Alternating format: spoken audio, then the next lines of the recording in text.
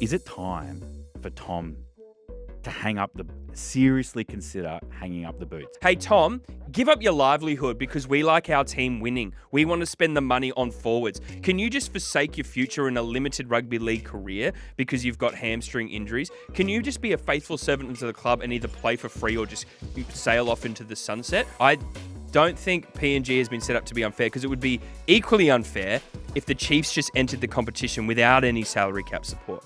That team would have to rely pretty much totally on Papua New Guinea juniors and locals and would get absolutely slaughtered because there's no incentive for an NRL player who lives in a Western nation to go over to a third world country without any of the bells and whistles, without the salary cap, without the tax-free incentives. They wouldn't go over. There's just other clubs that will take them and their life would be easier.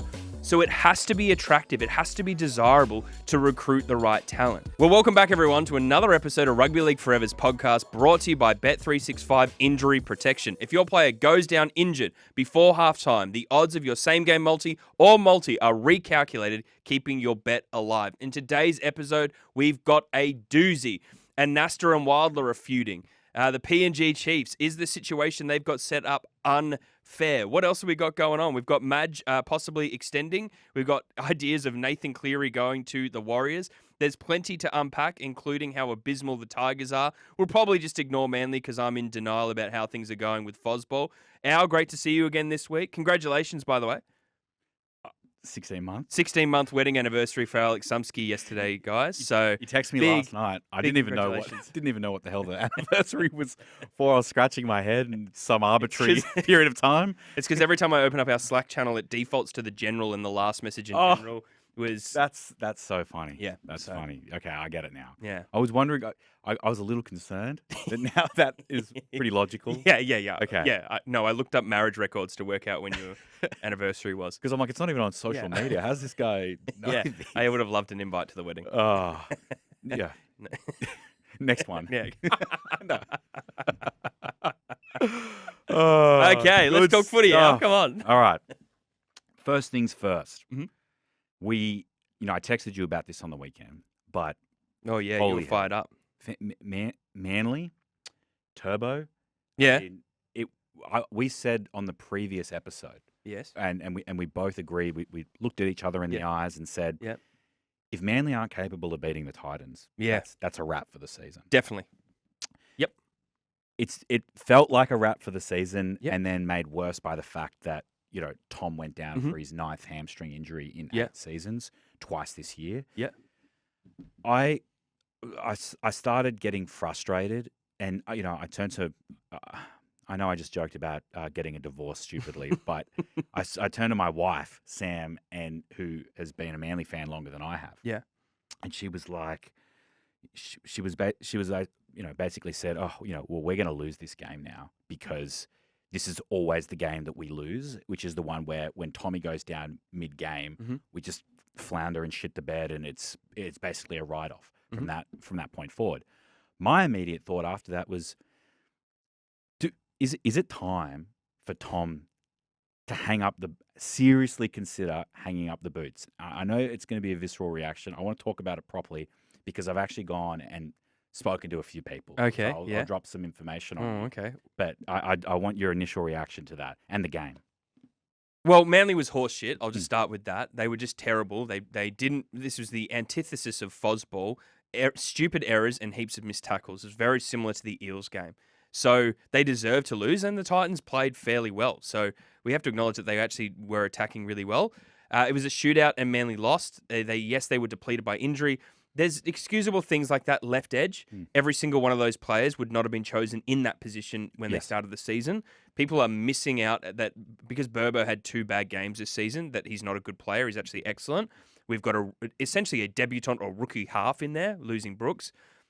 Felladay's a good player, but we're just disjointed. We've also got Ethan Bullymore, who's no longer an edge forward. He's a prop. So there's just so many things that we're going against Manly there. It's not excusable, though. But they're two different things. So Tom Trbojevic and his injury concerns and these calls for retirement and Manly's performance need to be separate. Sure. So I want to talk about the people talking about Tom Trbojevic retiring. Why the hell should he retire? Why should he? Well, it's I mean, it depends. It depends how you want to answer that question because why should he? Eh, Why? Because he's got some hamstring injuries? Well, it's not so much that he's just got Yeah. hamstring injuries. It's that he has now put himself in a position where he's not physically capable of playing first grade footy. He is physically capable. It's just not to the standard that we need it to be. He's physically capable when he's on the field and playing well and he's recovered from the injury. Okay. He's actually a very good player. He was the best player against the Cowboys in the team for Okay. Manly. Like he was playing good footy again. Well, good players don't. Good players win games. Yeah. But it's availability that wins premierships. No, totally. But Manly's nowhere near winning a premiership right now. If you look at the middle forwards that they have, the pack is one of the bottom 3 packs in the comp.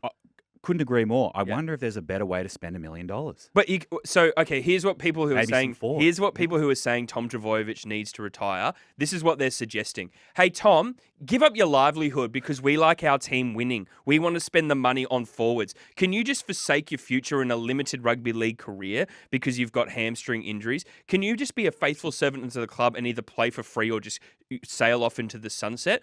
What person would give up their livelihood and retire when they're making that kind of money? It's an unreasonable, ridiculous argument. I would never retire if I was Tom Trbojevic, not only because I would have the belief that I can get this right and I want to do right by the club, but why the hell would I give up my livelihood and my future? I may never make as much money as I'm making now. What reasonable, sane person would do that? It's a ridiculous call to ask for him to retire. He would never do it voluntarily. Obviously, I completely Yeah. I completely agree. I spoke to. I was Yeah. I was curious. Mhm. I reached out to. So I know 2 team doctors Yeah. and 1 trainer. Yeah. From 3 different Eastern Conference NBA teams. Okay. Yeah. And they have nothing. Well, I know Luke Keary, so Tom Trbojevic to follows that. me on Instagram, so we can both flex if you like. He follows rugby league forever as well. Oh, he, congratulations. but he, and Mhm.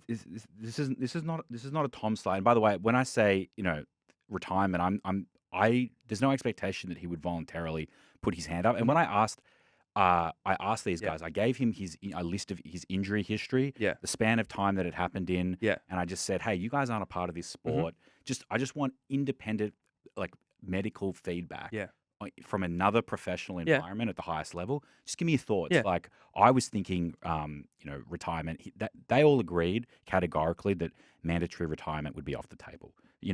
Okay. Yeah, they said that there would not be a scenario in which they would that recommendation would ever be made to the player, and that there would ever be reasonably accepted that the player would accept that. Yeah. In an NBA context, Okay. which is Did they back it up with anything else, or like just that was the summary? that the summary is that it's not something like a blood clot or Yeah, yeah. It's the fact that his body is maybe breaking down is it's a consideration when it comes to salary. Yeah. It's a consideration when it comes to role and position in the team for sure. That what they did say though Mhm. is that whilst medical retirement wouldn't be mandatory in Mhm. these situations, there would 100% be some conversations about voluntarily considering it as an option, given his situation. What they basically put to me, and I'm not a doctor. I'm just Yeah. summarizing some of Yeah. the notes that they gave me. They said that the strongest predictor for another hamstring injury is obviously a hamstring injury. Yeah. Having 9 of them in less than 9 seasons, Yeah. basically puts him at something ridiculous like a 99.999988999% percentage of doing that injury again within the next 10 games that he plays. So it's at that level all out. So it's almost a certainty that if he continues playing, he's going to have another one. Okay. And then again and another one. So they're basically like when you take that into consideration and the fact that the scar tissue is only just going to get more and more and more and more damaged, and that it's impacting other areas of his game. Biomechanics, muscle activation patterns, pelvic stability, and his sprint mechanics. Most elite medical departments can spend years trying to correct these problems at the highest level, and it's impossible to fix. And so they would say that it would be 150% of like you'd sit the player down and say, hey, can you still play? And if they don't want to sort of give that up, which is you're 100% right, completely understand that, it's immediately a conversation with the organization, the general manager, the coach, about what are we thinking about salary and position in this team, how we, because we couldn't afford to burn on resources on a player in this situation in any professional context. So, firstly, I love the diligence of research. So there's three things that pop out to me in that. There's talking about Tom Trbojević's injury history and the likeliness of that, and is he susceptible? Then and I'm going to break this down. And then there's his value within the team, within the salary cap, and then there's what position he plays. So the first one is like I can totally acknowledge, and I'm not a hamstring denier. I was going to make a much more inappropriate joke about deniers, but I won't. That begins with H. So I'm not a hamstring denier. He's clearly, and it's quite. I'm actually blown away by how likely it is that injury will reoccur. So yes, Tommy has an ailment. He has a handicap. He has an issue that probably will never be properly fixed. So now it becomes this asterisk, or it becomes this thing he carries with him. The second part is then, therefore, I can totally appreciate that Tom's value now, with that injury history, will diminish.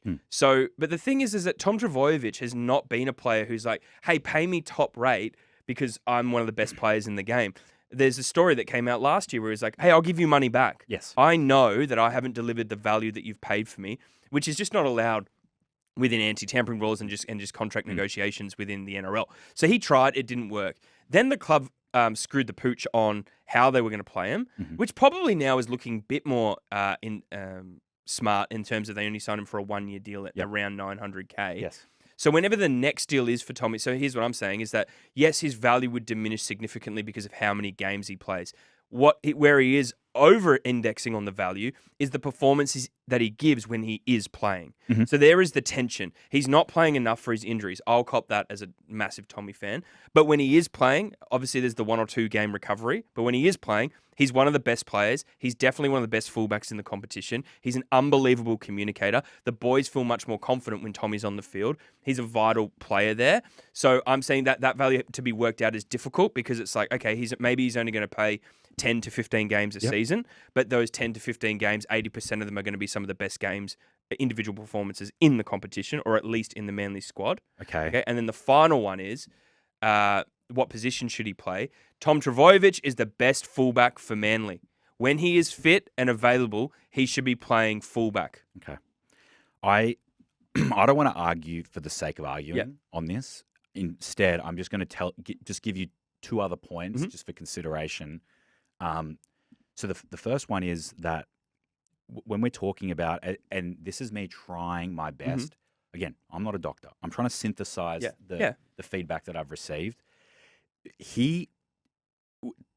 Talking about like, well, if we accept the fact that we are only getting a guy for 15 games a year, but we're getting... Like a Mitch Moses and Latrell Mitchell, by the way. This is not unique. Completely agree. And by the way, we can get into it if we have time, but the Latrell Mitchell situation is, equally as concerning. Yeah. But the what we'd basically kind of, how I was to understand it is, in those 15 games, because of the way that, the scar tissue forms, the elasticity changes, it basically, the hamstring becomes less capable of tolerating sort of the loads of an NRL game, and it gets worse every game that he plays afterwards. So my question then becomes, is it seriously reasonable to expect that in the 15 games we are going to get a player that is 80% better performances than the rest of the NRL? Because this is anecdotal and personal opinion. When I watch, I always feel like he comes back from, even when he's, maybe the first 3 games of the season are fine, but he gets to a point where I feel like he plays so on the back, like reserved to a certain extent. He plays protective. He's constantly bracing and not trying to play in what we know as the turbo version of himself, in order to try and have that longevity and not sustain another injury. And the second he kind of starts to come out of his shell and builds up that confidence, bang, there's goes the injury again. Yeah, I understand that. So the first thing would be like at the end of 25 season, he was just completely reserved and in his shell, and he wasn't playing well. So, but outside of that, every other time he has come back and put in the effort for the team. So the first one is like, I don't believe the narrative that Tom Trbojevic plays careful and cautious. Okay. I think it takes any player who comes off an injury that long a little bit of time to get back into the flow of playing professional first grade top quality footy. So that part, I'm like, I actually don't think. I think also what's unfortunate is that everyone measures Tom against 2021, which is like Hayne and Barber levels of it'll go down in history as one of the best seasons ever. But even if he doesn't reach that level, his 80% or 75% is still some of the best footy on the planet. Kieran Foran came out this week and said he's our best fullback. He's who we're going to, and he'll be around. And Kieran Foran actually said this as well. He'll be around for as long as he wants. Like Kieran Foran will re-sign Tom Trbojevic. It really is just going to come down to what's he worth. Yeah. What is he worth? Well, I think there's a fair argument to make with the history of injuries now that around 600, 650 is I think a win-win scenario because when he is on, he's unbelievable. So I'm finally willing to admit that his value in the market has gone down because of the injuries, but not the value of his contribution when he's on the field. I actually agree with you. In my head, I was looking at about 600. Yep. So I think that's completely fair. My only last point and my last question to you on this is the feedback that I got was initially when it was we would never recommend medical retirement. Yeah. Okay. But it becomes a reasonable medical consideration that at his current position, whatever he plays, they don't understand the NRL, he's demonstrated a chronic inability to tolerate the physical demands at that spot. So is it then, I know that he's the best fullback for the team. Yeah. But if it means that he gets 7, 8, 9 extra games a year by playing in the centres, do you concede that that's a better outcome? Yeah, I understand why people think that might work because of load management or stuff like that, but it's completely unproven. Yes. And if we go to, and the anecdotal evidence would be Latrell Mitchell has moved from fullback to centre, which we talked about, and still has the same issues. So I don't see why it's worth it. I guess you make the argument it's worth a crack, but that's what you would have to admit, that you're guessing. Like no one knows if this is the right call. So that's kind of what I bump up against. It's like, well, you don't know. So is it worth a try? Possibly, but I still make the argument that he's one of the best fullbacks in the game when he's on the pitch. Yeah. He's definitely had some exceptional games, and he was looking pretty good even in that Titans game. He was. We were on a good track there. Do we just think Manly are done now? Anyway, Manly are done. It's unfortunate, but if you can't beat the Titans, if you lost to the Eels, if you can't ice games, you've lost 3 golden points. I think they're going to go down as one of the best points differentials for teams that don't make the 8. Yeah, I don't think they'll lose. I don't think they'll get thrashed. I think they'll probably I honestly think they'll end up with the 4th or 5th best points differential. Just couldn't. There's at least 3, maybe 4 games they should have won that they didn't. It's sad. Yeah, it's sad. If you're a Manly fan, some people are very happy because we were very obnoxious, weren't we? Will you get to watch the rest of the games at home now, or how does that? Oh, yes, my wife has. No, man. I'm no longer allowed to watch Manly games at home. Too loud? My daughter goes, Dad, stop yelling. So it's just a terrible environment to be around. So I've been kicked out. Oh, yeah. Understandable. You watching you film that bit while you were walking, I was like, this is so you coded. This is unbelievable. Yes, sorry for people who missed it. I missed this kick. I missed the first 2 tries for Manly because my wife said earlier in the week, like, I can't watch Manly at home, or she can't be at home when I'm watching Manly, and I thought she was joking, and she wasn't. So I missed the kickoff and the first 2 tries. And so then you only really got to watch the shit parts of the game. And I realised I'm actually terrible because I was at DYRSL, which has like 200 Manly fans watching, and I let off, as I do at home, I just let off the most almighty fuck, and it silenced 200 people in RSL. Like, holy shit, we've got a guy with an anger problem here. So it was one of those embarrassing, like social, like, geez, I just love the idea of you silencing an RSL. Also by myself, like just a loser having a beer and just yelling. Yeah. That's great. Yeah. Well, I kind of feel like we found some common ground on that. Like I see it the same way. 600K feels right. Yep. I don't want to see him retire, but and I was wrong. I thought he should, and then people tell me that doesn't make sense, and I agree. Good. On something that I don't agree with. Yes. I know that we both watched, on the buy round, Cleary and Charlie sort of going back and forth on the fairness around the current PNG Mhm. concessions. Yes. Let's just have a conversation about it Okay. because I love Luke Keary. Mhm. Going to preface it. Not with as that. much as I love Luke Keary. It's arguable. You say you love Luke Keary, but I love him. Look, I don't want to even get into Yeah. this part of it right now because it's going to open up the craziest can of worms.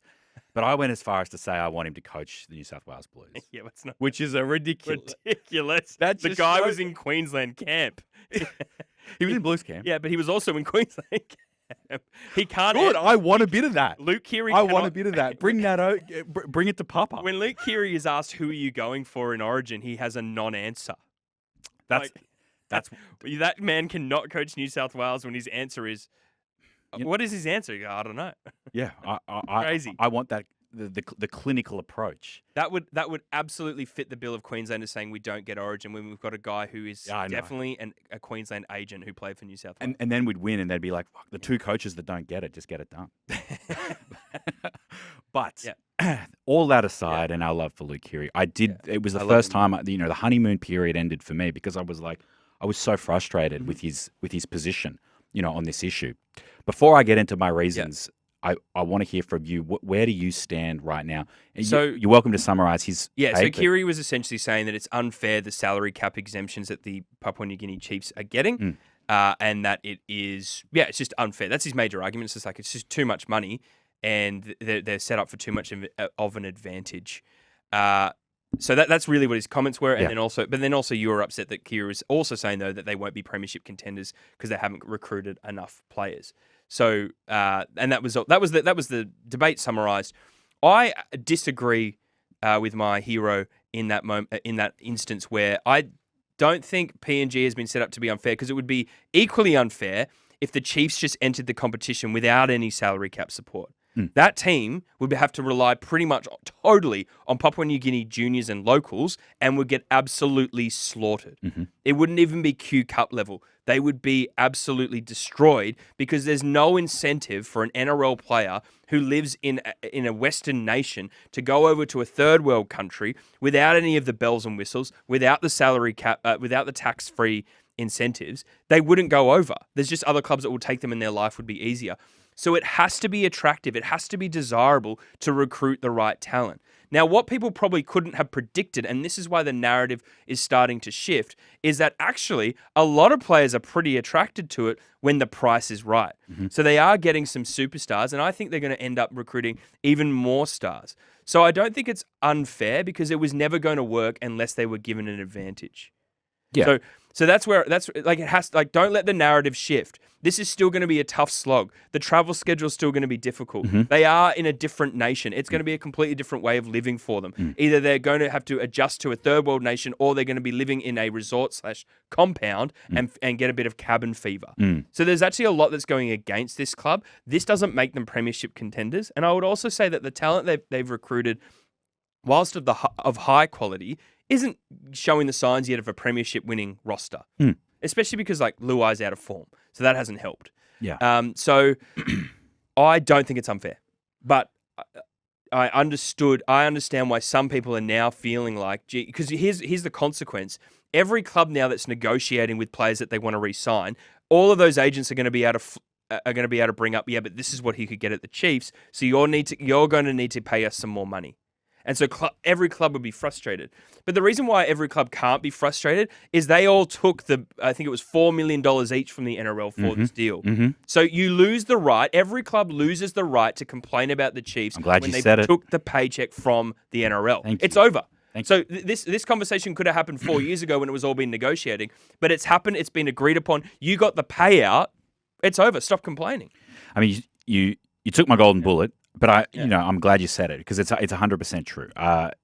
But it's for me the frustrating part of watching the back and forth is that and in the heat of the moment, I'm happy to get caught up in gotcha isms and fallacies and all.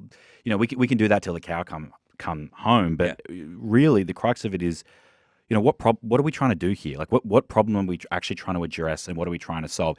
What is the goal? Yeah. And are we agreed on the shared goal here? Is the goal to expand the competition? Is the goal to actually introduce this team and have it succeed? Mm-hmm. Because if that's what we're looking to do, then we need to accept the fact that the tax concessions are designed and were always designed. No one's being tricked. Yeah. Were always designed to create equity, and that it does not inherently make the system unfair at all. It's a really good point, man. Like they do need to have a leg up in order for it to be equal. It's not unfair.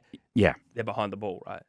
That's right. And here's here's the other part. I'm not even so mad as if you genuinely believe that it's unfair for that reason. I don't think that there's a problem with having that opinion, and I don't believe that. Sorry, and I don't have a problem that Cleary believes. Oh, now look who's like hold on, sucking up to Cleary. No. I'll show you the text messages. I know. I was angry about it at the time. But when I thought about it, I spoke to Drew, and he talked me off the ledge. Yeah. I kind of felt like, okay, it's not so much a problem that that's your opinion. But the entire point of this expansion was always to make PNG attractive. Yeah, and that's it. It's achieving its goal, right? And nobody ever thought that they were going to be able to uproot their families, compound living, third world country, unless there was, the tax concessions are not. I want to make this really clear. They are not a loophole. And if it's legislated, it's going to be completely legal. They're a mechanism that is going to make this franchise viable. And so where Cleary lost me is that he seemed to agree. He thought three things at once: that the concessions create an unfair advantage, number one, that PNG still aren't going to be contenders, and that most players don't even choose their clubs based on money. Well, so my response to that was like, Cleary might be biased because he played for the Roosters and he's in the Roosters system, and Roosters are notorious for being able to secure players on less cash. I do think most players probably do want the payday. It's a limited career. Yes. But it's not a cognitive dissonance to say it's unfair that the Chiefs are getting more incentives and exemptions to build a great squad, and then also say they won't be premiership contenders. Yeah. It just makes them a reasonable team. It makes them possibly a top 8 team, but it doesn't make them premiership contenders. I agree that from a logical fallacy perspective, that the ideas can exist independent of each other. I definitely concede that. Okay. My point was more from just a general discussion basis of, if the money isn't a major driver, then why are the tax concessions such a huge problem? And if the tax concessions are such a huge advantage, surely you would expect it to materially change how competitive they are. And it has. Yeah. And then the last thing that I sort of threw out to you is, would Cleary even be having this conversation, and would it even be a talking point if the Bears had PNG's roster and PNG had the Bears roster? Because the Bears roster sucks. Is that what you're saying? I believe it does. Yeah, I think comparatively, fairly everyone feels that. Hey, big news though! They've signed Shibasaki, who's fallen off a cliff. Yeah. So he's basically hold on. But first of all, I don't actually think PNG suck, but everyone wants to make the argument that Wash Luai, it's AJ who's on the brink of retirement, et cetera, et cetera. Fine, but if they're either shit or they're not, I think I don't think it has to be black and white, but. Yeah, I just don't think it has to be black and white. I think it can be a decent roster. Okay. But that's what I'm saying. One's more I'm decent trying to say than the other? Everyone else is unreasonable and I'm reasonable is probably what I'm trying to say. So I'm saying they can have the incentives, they can have the exemptions, it can enable them to attract talent they would never be able to get, and it still not be the best team in the comp, and therefore not be a completely unfair situation. Yeah. Sure. I just don't think that now it should become a debate just because the original plan's succeeding. I 100% agree. Yeah. But it will be. But I hear you, man. But especially, I think pundits get it allowed to. Clubs should shut up. Clubs should absolutely. You took the money. You had your chance. There's even quotes of club CEOs saying to journos well, we took the money, so we can't really complain. When you know that they want to complain, well, too bad. Yeah. You agreed. You signed the deal. You got the payout. And for the pundits, you don't need to be getting up in arms on the team's behalf. The stakeholders in this arrangement made a decision. Yeah. It's done. You as the fan will get to experience the product. Sure. And I promise you, in 2 years' time, when you're sitting there watching it and PNG are going to have games where they're getting towed up by random teams. You won't be like, this was so unfair. This is reprehensible. You'll just be enjoying the product. It is the rugby league world way, though, where no one's ever happy at any point. Yeah, that's right. So, that's right. Yeah. You know who should be happy? Yeah. Madge, who's likely getting an extension. Yes. I am, as someone who has been a fierce Madge defender, I'm really happy that the club have come out and backed him. I think the chairman and the CEO have both issued positive sentiments towards we want to sign Madge again. We want to extend him. Yes. I think, I won't say that, but I think there was some rumours around that he may have New South Wales Blues opportunities, but now that the Blues won, there's much less pressure on New South Wales Rugby League to recruit the talent like Madge Maguire. Yep. So as much as they've had a horrible season, there are some caveats, such as Payne Haas going, your defensive coach going, a serious amount of injuries, and possibly some of your talent are underperforming because they don't like your style of coaching. But this man's a champion. He's a winner. He's got a legacy of winning much more than he's got a legacy of burning out teams. So I'm really happy for him, and I think that the club will re-sign him and extend him as long as he's happy to do so. And good on the Broncos.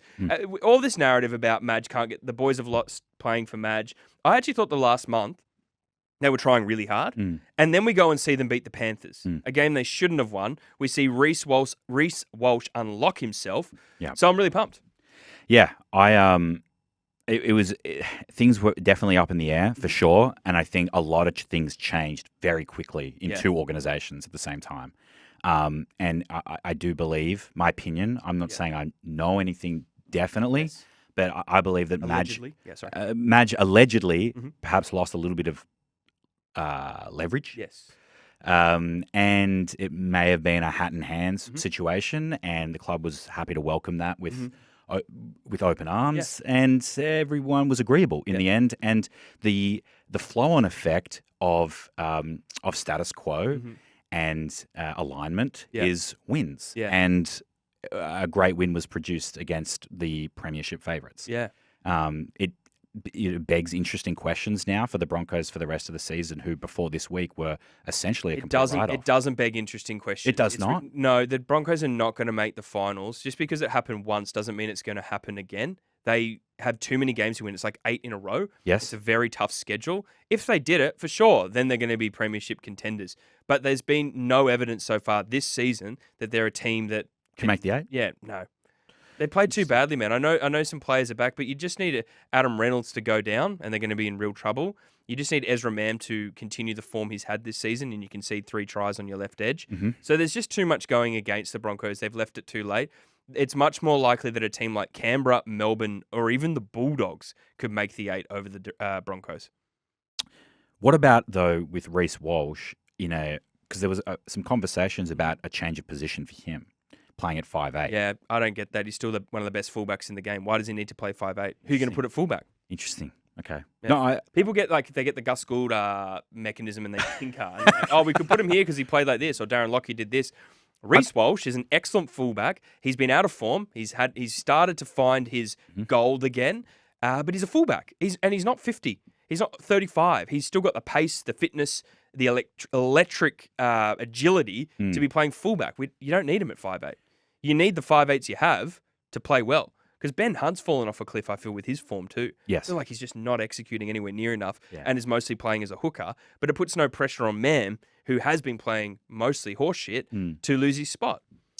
Drew made a pretty compelling point. He actually did a bit of an X's and O's with me on Reece Walsh at 5'8", and sort of made a little bit of a compelling point as to why it would work, but then did concede, like you, that fullback fullback is his natural position, and that no one would be even having this conversation about him if he wasn't on the Broncos, because they're trying to draw those the connections between Lockyer comparison.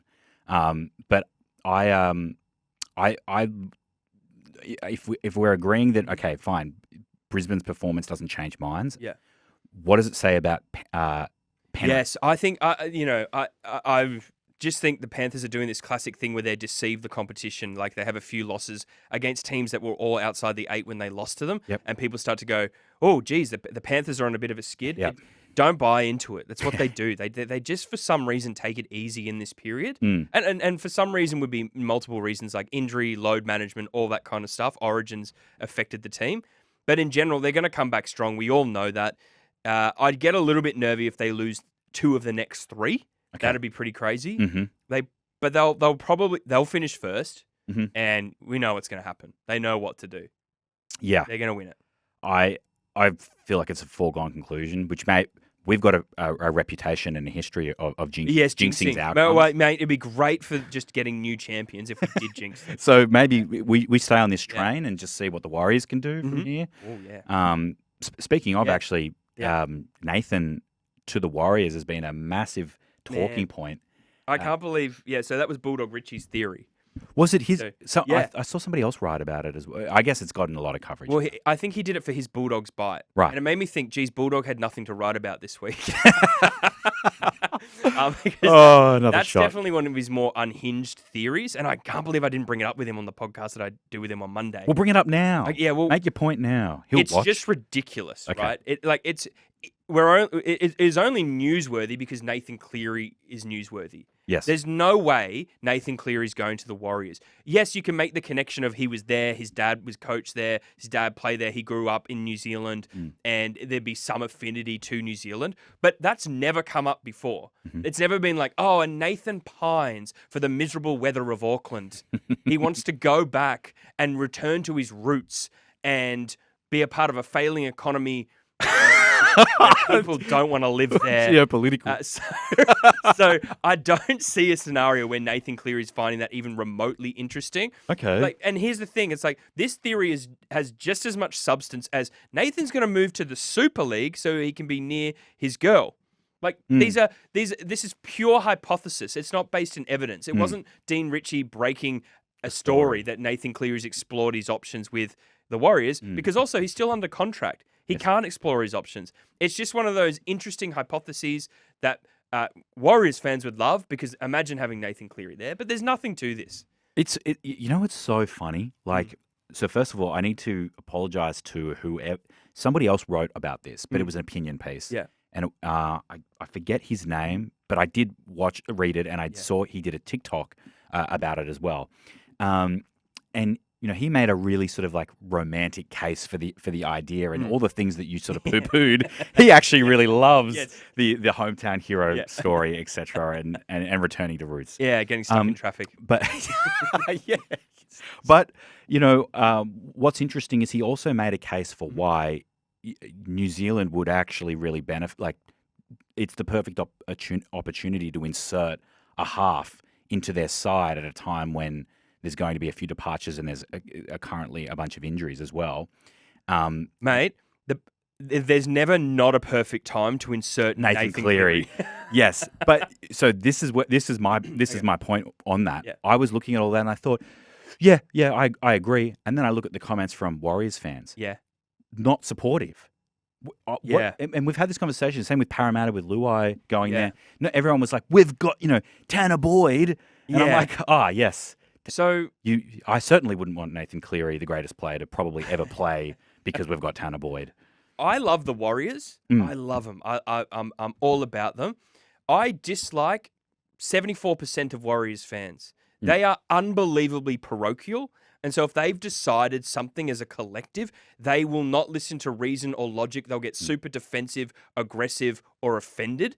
And so, like, for some reason, these Warriors fans are like, no, we don't want Cleary, like we've got Tanner Boyd, because they've got this chip on their shoulder that they're always overlooked, that they're not special, that players don't want to be a part of them, that they release them. They've got all this baggage, and it causes them just to not have a reasonable opinion most of the time. We're going to get hammered if that gets clipped up. Yeah. That's getting clipped up.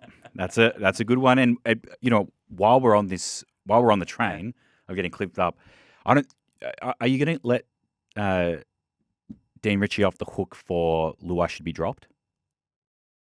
Oh, no, I didn't. He mentioned that on the podcast we were on. So, firstly, I just want to say about Bulldog Ritchie on this podcast I do with Code. Every single episode I intro it. I'm in the host role and say, Bulldog Ritchie's here, and he says, how are you, champion? And I really want to change that power dynamic. I don't like that. So I am working on ways that I can get one up on him. Like, Oh, change it now. do I go, get a few how are you champion? pot shots in. And then it's just me and Bulldog Richie saying champion, hey champion, back and forth at each other. You got to morph a champion to Champos. Champos. Run Hey, that one. Champos. That's a killer. That's a killer. So that's the first thing I'm thinking about. Yep. I think that he just throws me off straight away. So when he had the thought of dropping Luai, Luai is not the only player in the West Tigers right now that's underperforming. There's 12 other players, 12 other players on the pitch at any time that aren't putting in enough effort to do well by their club. Dropping Luai won't solve the problem, as well as they've just got injuries at the moment. So it's a bit ridiculous. Like it's so unfair that the narrative is shifted on Luai so quickly. He's not the one that asked to leave right now, by the way. It's the club that told him to go. Yeah. It's kind of a bit like, I mean, I think the point that was being made was that he was asked to go because they're basically like, hey, mate, it doesn't really feel like we need your services and we've got options at your position. But Luai signed the contract. Everyone agreed to the contract that it was. No, so there's I agree. totally been shoulders happening there, by the way. The Yeah. Tigers have definitely forced Luai out, and he's probably just too much of a... And this is the part of the story that isn't getting discussed. Jerome Luai is actually being a fantastic professional. So he's fronted the press conference. He's acknowledged that it was really difficult news. He's defended his relationship with Benji. And then he's been tapped on the shoulder, and he could dig his heels in and make it really difficult for the club. But he's decided to go, yeah, no worries. Let's work something out with Parramatta, who are also an underperforming club, and said, yeah, I'll go do it. And don't forget the baggage of how much shit he heaped on Parramatta when he was at Penrith. Yes. So I do think the story that's not being reported is how much of a professional Jerome Luai is being. It's a bit of a refreshing angle. Yeah, I think it's unfair to be calling for him to be dropped. And I think we should maybe lay off him a little bit. I know he's outspoken. I know he's got a big bravado, big voice. But he's actually been very professional here. Now, his performances also need to be more professional. He needs to do better. But in general, the guy's doing pretty well. I think we should lay off him a bit.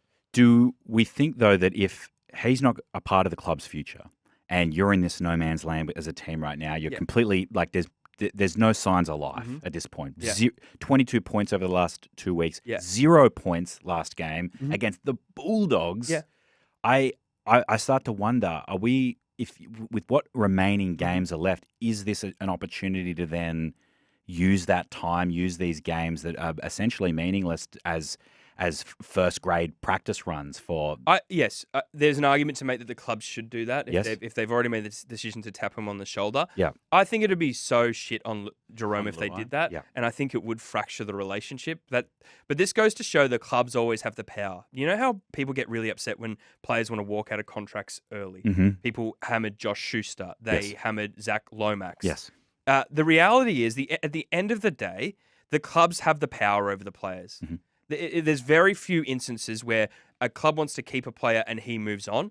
Almost every instance is where a player wants to stick around. He's signed a contract, and then the club go, see ya. And if you kick up a fuss, you're not going to get another opportunity elsewhere because people don't want to play with baggage because all the clubs are in cahoots with each other. They have the power. Yeah. I really think that not enough rugby league fans know this. The clubs have the power over the players. They are the ones that really get to dictate if they're going to get played or not, if their contract extends, what the PR around them will be if they don't do what the club wants. And we're seeing it right now with Jerome Luai. He's losing the PR battle. He's losing that one. What has he done wrong? He signed a contract with clauses. He took up the clause that allowed him to leave. He even has professionally acknowledged that, okay, you want me to move on, I'm going to go. I think it shows that the clubs usually win. The house always wins.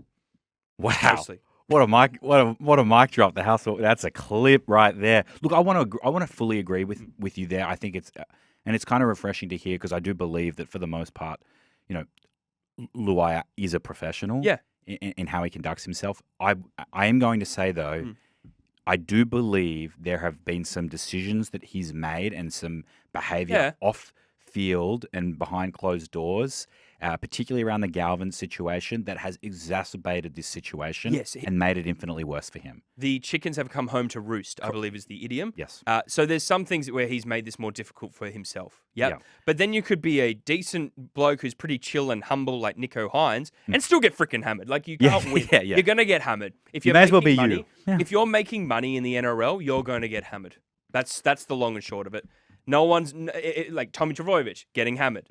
Latrell Mitchell getting hammered. Luke Brooks when he was at the Tigers getting hammered. Nico Hines getting hammered. Jerome Luai. If you're making money, you're almost guaranteeing that you're going to get hammered. And that's just part of the parcel of being one of the higher paid players. And I believe that, I think that when he's in, it's all about environment for Luai. In the right environment, he's an exceptional footy player. I think he's a bona fide rep player. I think he's going to represent Samoa well. And I think that by the time he gets to PNG, I like to believe that he'll be a great cornerstone for that club. It's totally possible. Yeah. Before we go, you put a clip up. Yes. And it's I love your conspiracy ones. Yeah. I love that. I just get the hairs standing up on my arms. I get a few goosebumps. What? Weidler and Anasta, what's the beef? What's kind of going on? Isn't it weird, eh? So I was just on. I have a very rigorous posting schedule for my content. Yes, and I had a plan in place. 50 million views, by the way. Yeah, thank you. 50 million views this Congratulations. year, 6 months. Yeah, very, very stoked. Thank you. I should count your views that you get as well. Yeah, so add 80. Okay. So you're already 100. I'm on 130 million views. Congratulations. Thank you. So anyway, but then I saw Braith and Asta did a story where he's like calling out Danny Wilder. I was like, okay. So I messaged Braith and I said to him, "Oh, what's Mr. Getting the Shot done here?" And if you know Danny Wilder, he loves to get his head in the shot for any interview he does. And so then he said, "Oh, he's done some article. I haven't read it." So I went and read the article. And I don't know why. I actually don't understand. Is it a slow news week? Is this just a thing that happens between Fairfax and News Corp? I don't know. Is that Danny Wilder wrote an article about how Braith and Asta's got this real beef with Laurie Daly. It's really embarrassing. He's been very personal. He's attacked him. And then he also in that article brought up Braith and Asta's role as a player agent and media personality, and how the NRL rules aren't really about Phil Gould. They're more directed at people like Braith and Asta. Just kind of went for him. It wasn't overtly vicious. The reason I posted about it is I found it really strange that Danny Wilder decided to single out one person who hammered Laurie Daly when almost every pundit did. Yeah. Almost every single pundit and analyst was talking about how Laurie Daly wasn't a great coach.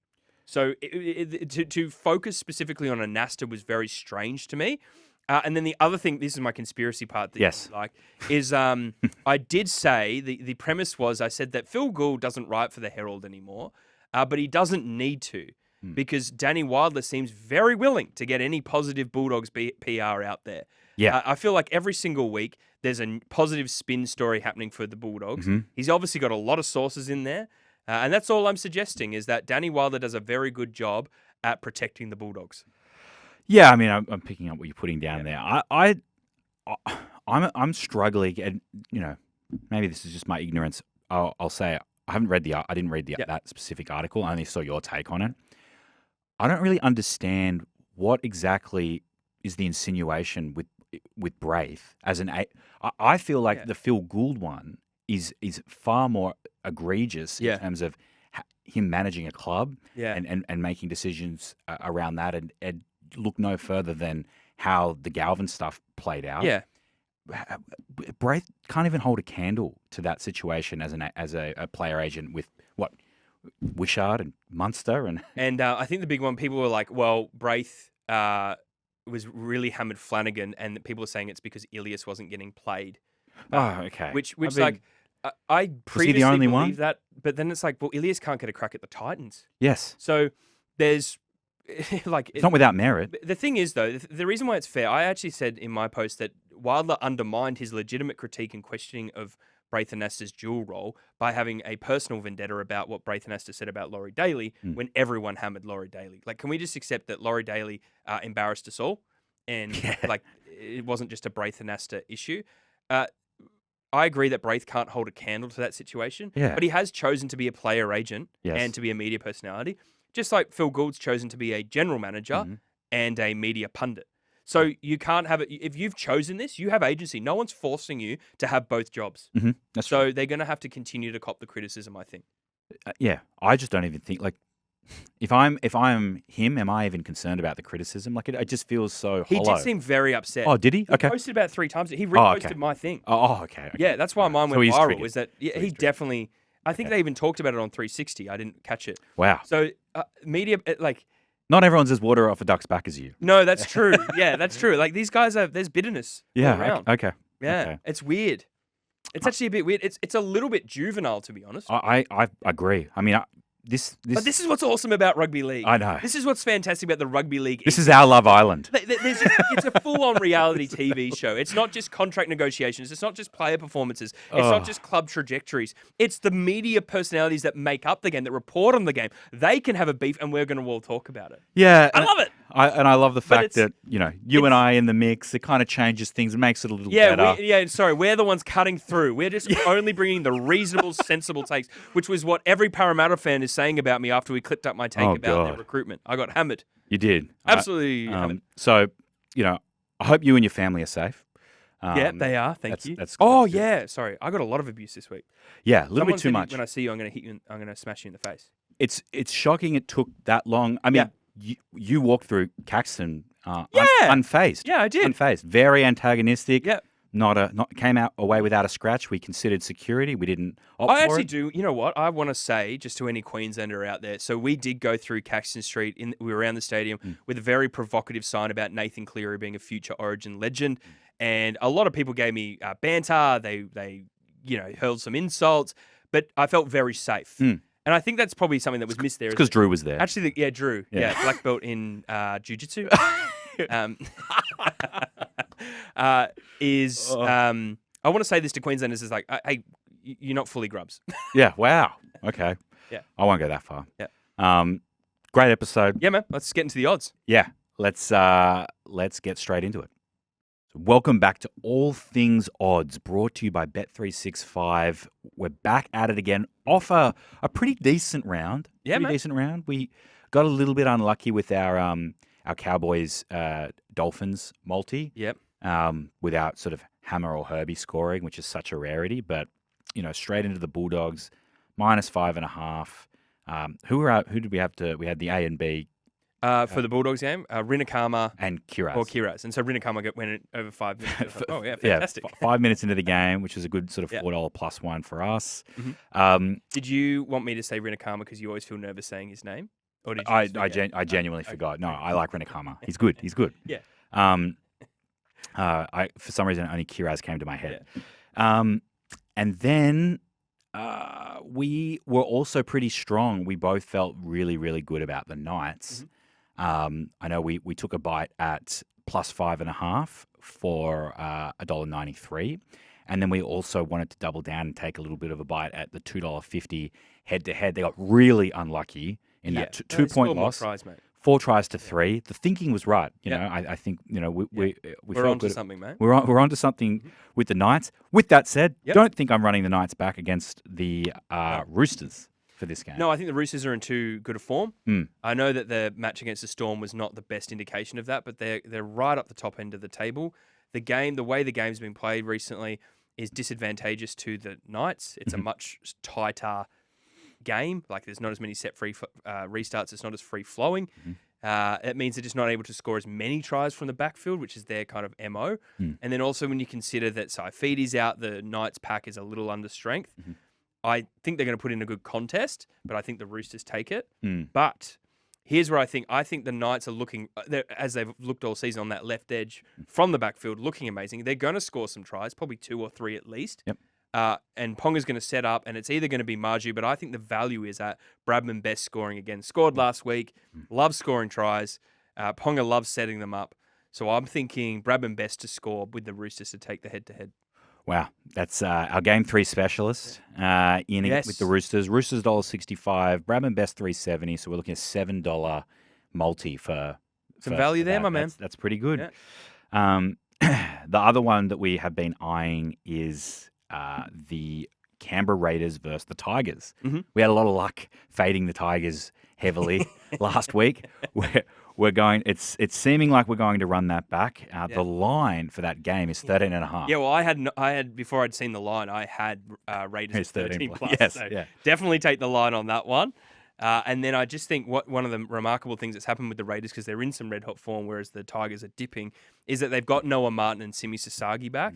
Simi Sasagi is unstoppable, man. There's going to be a lot of periods of time where the Raiders are in the Tigers 20, and you want to have some kind of short ball that's either to Noah Martin, but I think it's going to be Simi Sasagi going up against a brittle edge defense and going over to score. A nice $3.60 multi there for those two legs.